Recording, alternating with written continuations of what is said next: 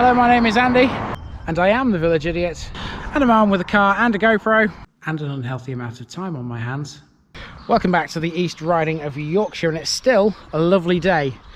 You would have seen the last two episodes out here in this county, and how beautiful this sky looks. Well, you know what? It's still looking as beautiful as it did in both Wilberforce and Newton on Derwent. And I've come a little bit further south for today's episode, and I'm hoping to find a footpath in this one which will lead me back to where I'm standing right now, because this is a linear village, and I'm not totally sure if that's one over there behind my car, but if it is, it will turn it into a circular walk.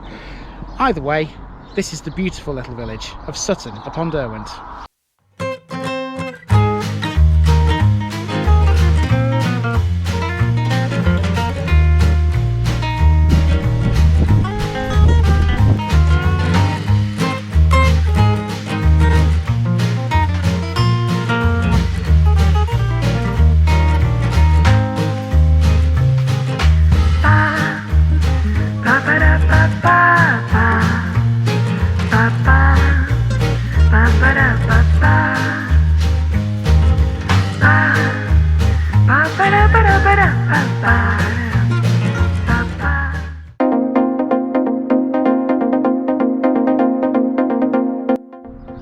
With a beautiful blue sky as its backdrop on a gorgeous day in late February, welcome to Sutton upon Derwent. This is a small village and civil parish on the River Derwent in the East Riding of Yorkshire, approximately 8 miles to the southeast of York, and less than a mile from the larger village of Elvington, which, unlike Sutton, is included in the City of York boundary. According to the 2011 UK census, the population of the parish was 594, an increase on the 2001 figure of 575.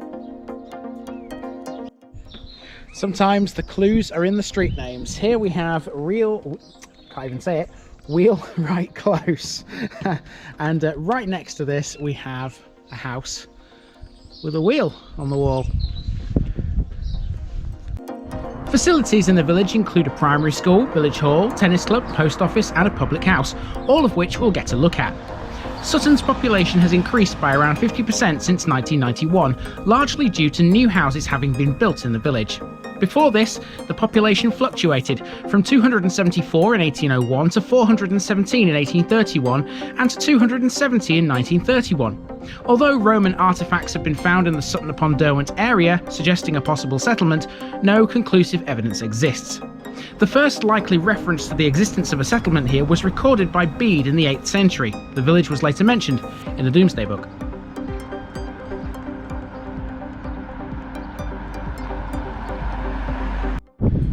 So here in Sutton on Derwent we've got two saints. We've got a St Michael's, which is the church name as well, church dedication I should say.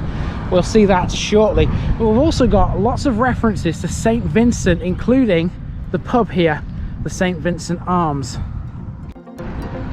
The village reflects a close association with the Jervis family, holders of the title of Viscount St Vincent since 1735. The manor passed into the hands of Carnegie Robert John Jervis, 3rd Viscount St Vincent, in 1857. The family held the manor until it was sold to the Crown in 1947 and 1948. Manifestations of this association include a large marble tablet erected in the village church.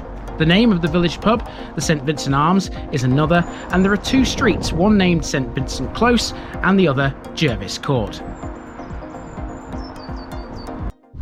So we've got the old rectory there, and then right next door, this is a coach house, implying, of course, there will have been a hall here at some point. The very name Sutton upon Derwent indicates this was an Anglian settlement, having received its distinctive suffix by the 13th century. The area to the east of Sutton parish became known as Woodhouses, and a grange of Kirkham Priory was established there, though it's not known whether Woodhouses comprised a distinct hamlet before the grange was established. So my hopes of finding a footpath back to where I started very much dashed now. I thought there might have been one here just as the village comes to an end, but unfortunately there isn't. So it's a case of trudging back through the village, but you never know. The one upside to this is that sometimes you do find things that you missed on the initial walk through. So you never know, there could be some other stuff to film before we get back to the car. There wasn't a great deal more to film, but just enough to give you some more general information. The road from York, the B1228, branches in Sutton. The main route leads south towards Melbourne. The other runs through the area known as Woodhouses, crossing the Blackfoss Beck in the process, the same beck we met in Wilberforce. There's loads more history I could have given you about Sutton, and it's all thanks to the amazing history section of the Parish Council's website. It's linked below, and it's very extensive. There's still some more to come as we head through this video, but for now, here's what Sutton looks like in the present day. Ethnically speaking, this is a parish which is 98% white British. Sutton covers an area of 14.9 square kilometres, meaning it has a population density of 40.88, a pretty low figure. The fact that it has a high proportion of working-age citizens makes this somewhat of a commuter village for York these days too. The average house in this lovely part of the world will cost you a pricey £391,000.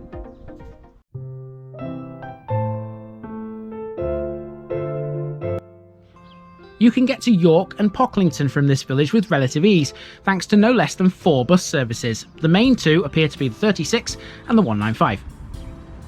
The local primary school was established in 1824, rebuilt in 1844, was added to in 1873 and still stands today. It's a small school, but doesn't it look great? We've seen it already, but this is the village pub.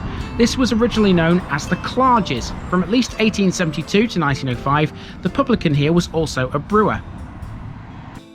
There appears to have been other pubs here through time, including one opened in 1974 named Turpin's Tavern. Sutton's main playing field and play area is off Wynham Lane. It was a little wet underfoot here. Regardless, I managed to get a look at it, and it seems the village has plenty of provision for its youngest residents. Here's Beacon Green, which is next to the village hall, so named thanks to the iron beacon in the middle of it. This is designed as an open space for the residents of the village. It has in the past hosted a few events, notably a classic car show. Sutton also has some other notable festivals and events too, like the Sutton Beer Festival. Here's the tennis courts. Aside from these, Sutton does have a cricket club named Woodhouse Grange Cricket Club, winners of the National Village Cricket Knockout in 1995 and runners-up in 1999. The history of Sutton upon Derwent Village Hall starts with one man. That man is the remarkable Michael Hallett Pimm, who was rector in 1921. Thanks to him, building work on the village hall started in 1929. Much of the work was done by Pimm himself, aided by voluntary labour from local bricklayers, joiners and other craftsmen. The village hall was completed in 1931 at a total cost of £1,600. It serves the village well and even houses the village post office. St Michael's Church next. In 1967 the church was designated a Grade 1 listed building and is now recorded in the National Heritage List for England. The park is an area south of the church and manor house, mentioned as early as 1280 when the rector confirmed a grant to Robert de Percy. The churchyard has some de Percy remains, but it's unclear if these are his.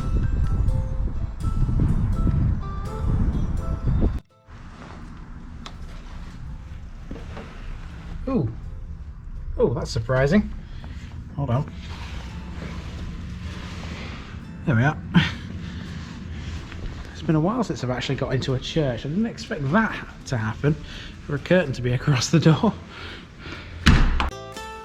The church is built of rubble and ashlar and consists of a chancel with north vestry and organ chamber, aisled and clerestoried nave and south porch and west tower. The aforementioned tablet here commemorates the death of John Edward Leveson Jervis, 4th Viscount St Vincent, in the Battle of Abu Klea in 1885.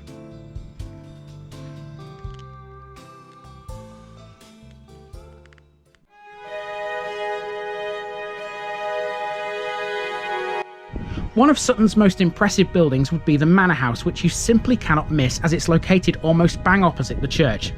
In the 19th century it was often called Manor Farm. The lords of the manor usually lived at Sutton Hall or Sutton Farm, an isolated house to the south of the village. 2 memorials for you next, the first of which is to a parish rector in the 1800s, which you'll find in the church. His name was Henry Barwell Greenwood. The village's war memorial is in the churchyard overlooking the road. I should also mention the remains of an 11th century cross shaft can be found here as well. Now for a building I thought was initially part of a derelict boatyard. It turns out it was in fact a watermill. Sutton appears to have had quite the history of milling. A watermill on Blackfoss Beck was mentioned in 1252. This mill, though, was Sutton Mill, rebuilt in 1826 and 27 following a fire. It had 7 pairs of stones, 2 water wheels, and, in adjoining buildings, a granary, a drying kiln, and a shelling mill. The presence of the mill was likely the reason why the River Derwent was improved for navigation in the early 18th century. A cut and lock can be found on the Elvington side of the riverbank. Okay, to finish this video off, I'm going to give you a picture bit to start with, as always, and then I'm going to be hopping into the car and driving to the south, down there, to the end. There's like a little industrial estate slash farm thing. I'm not quite sure what it is, but we'll find out when we get there. Turn around, and then we're going to go back through the village to the north, and over the River Derwent, and over the county boundary as well, into York, in fact, so I can get to my next one, which actually, believe it or not, is actually going to be in Selby, but I have to drive through York to get to it because of the river. If I go that way, it'll take me a lot longer. Anyway, here's today's picture bit.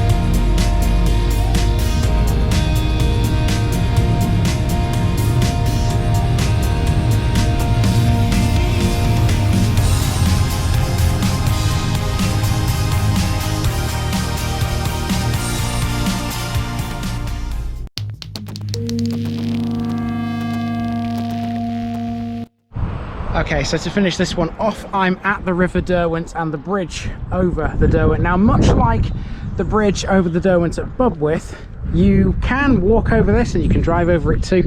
It's traffic lighted, and there's even a separate thing for cyclists as well. You can see here, this button, if you press that, that's for the cyclists and for pedestrians as well.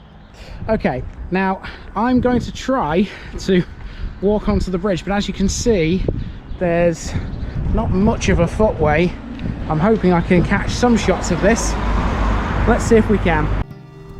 So this is Sutton Bridge, a stone bridge over the Derwent linking Sutton to Elvington in the city of York. It's a twin arch bridge carrying a single traffic lighted lane of traffic. It's a grade 2 listed building and carries the B1228 over the Derwent. We haven't spoken much about the Derwent in previous episodes really. Here's a chance to. The Derwent rises on Fylingdale Moor within the North York Moors National Park and runs for a total length of 72 miles. As we've seen before, it runs into the Ouse at Barnby Tidal Barrage. Interestingly though, the mouth of the river would have been originally in Scarborough, and it would still be there now but for glacial debris.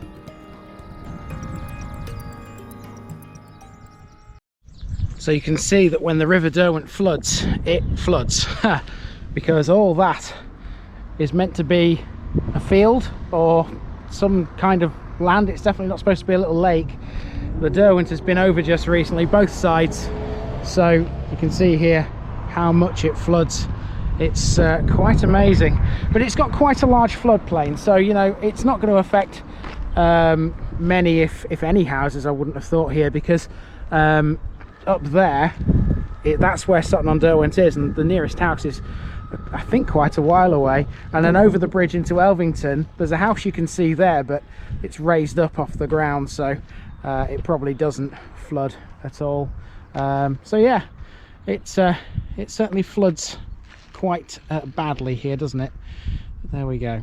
Right, that is it for Sutton upon the Derwent, and I'm going to walk back over the bridge now and into York to pick up the car, and I'm heading towards my next one. Hope you've enjoyed this. I know I have. Beautiful sunny day here in the East Riding, can't beat it. I've been Andy, also known as the Village Idiot, and this has been the parish of Sutton upon Derwent, and I'm out.